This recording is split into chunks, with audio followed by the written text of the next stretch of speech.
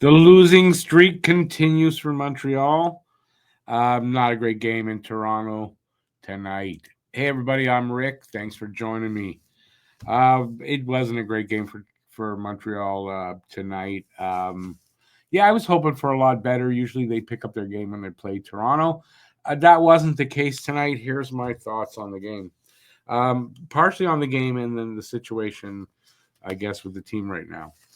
The Montreal Canadiens are looking every bit the rebuilding team, every bit the second youngest team in the NHL, every bit the inexperienced team. They are lacking confidence right now. The offense is not clicking. 7 goals in 4 games. Their shooting accuracy is off. They shot a lot of pucks at the net, but didn't get a lot of them through. There's only one player over the last 5 or 6 games playing well consistently, and as unlikely as it seems, that guy is Brendan Gallagher. He scored Montreal's only goal tonight on the power play.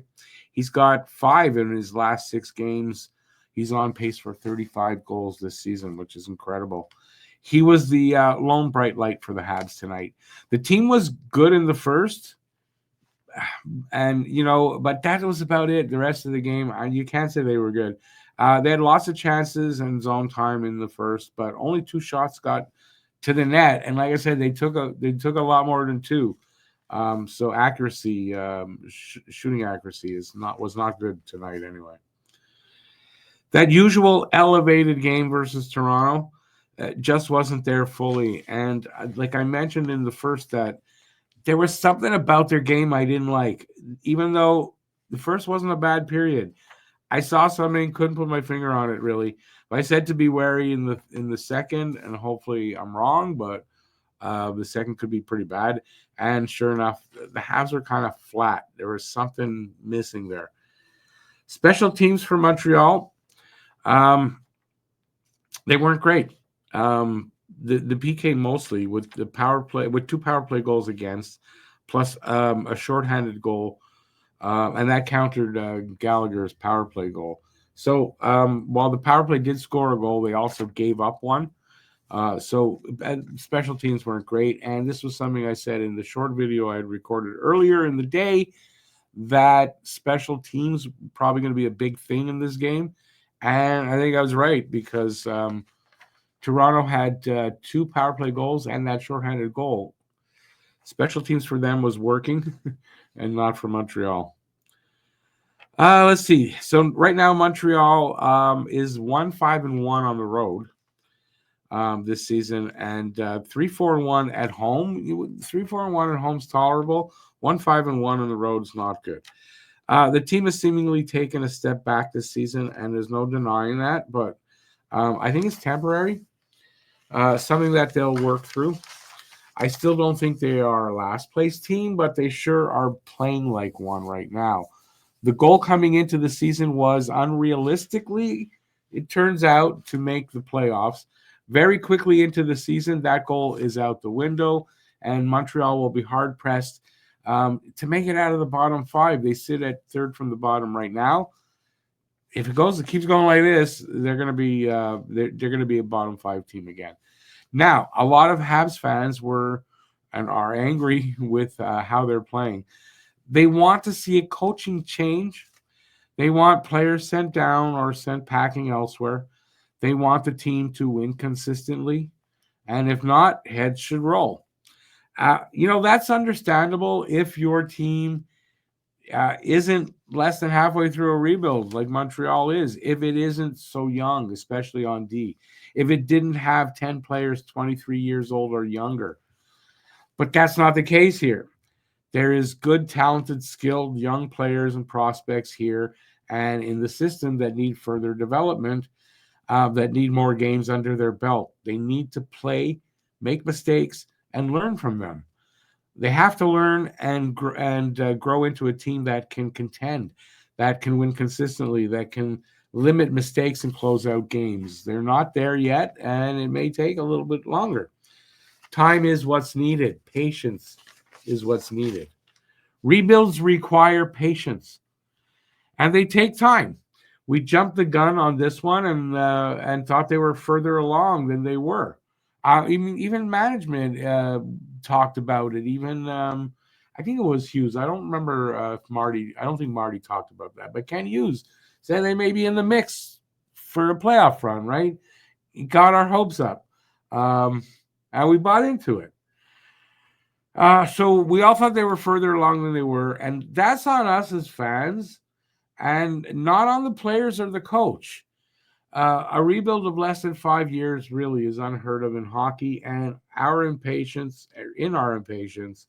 we convinced ourselves that the team was better than it is, further along, faster than any other team. If for a rebuild, our impatience was showing and affecting how we see the team. It's one of the reasons why the last 30 years Montreal did not do a rebuild. They knew us fans, and I'll include myself, would be hard pressed to have the patience to get through the 5 years or more that it would take to do a rebuild. And you know what? As we're proving the point that they were right. Let's see. In having patience, we can. Yeah, that's where I am. In having patience, we can still be frustrated with, disappointed by, critical of, even angry at the way the team is playing or just individual players. But I think it's important to remain patient with the process. The process takes time, and we have a ways more to go still. We're just over 2 years into a 5-year process. I don't think there's a team that's done it in less than 5 years. We would have been the first team in hockey to rebuild in less than 5 years. So, and 5 years is quick. There's a lot of teams still way past that, like Buffalo Sabres, 13 years in, basically. We don't have to be happy that they're playing this way. But I'm choosing to grin and bear it now. I'm choosing to grin and bear it and support the process, even if I don't like it. And believe me, I don't like the losing. I don't like the way they're playing. I don't like being frustrated like this with a team. But it's a rebuild, and that's what happens. And you got to understand that, and you got to have some patience. If we do have the patience and wait through the rebuild, and hopefully it is just maybe 4 years, 5 years, if it's just that, the reward on the other side will be worth it, probably in the form of maybe at least a championship run and maybe a championship or two.